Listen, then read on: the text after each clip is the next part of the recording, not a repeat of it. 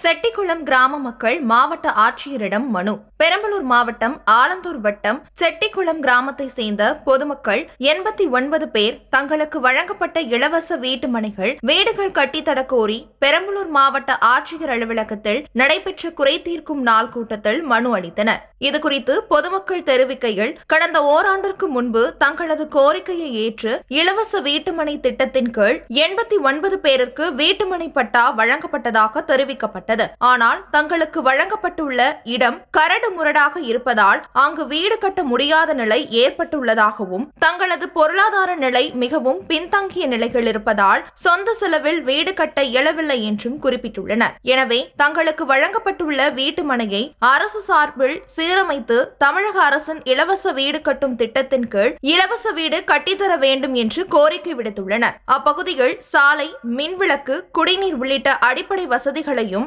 செய்து தர வேண்டும் எனவும் மாவட்ட ஆட்சியரிடம் கோரிக்கை மனு அளித்துள்ளனர். மேலும் தமிழக முதல்வரும் பெரம்பலூர் மாவட்ட ஆட்சியரும் தங்களது கோரிக்கைகளை பரிசீலித்து உரிய நடவடிக்கை எடுக்க வேண்டும் என செட்டிக்குளம் கிராம பொதுமக்கள் வேண்டுகோள் விடுத்துள்ளனர்.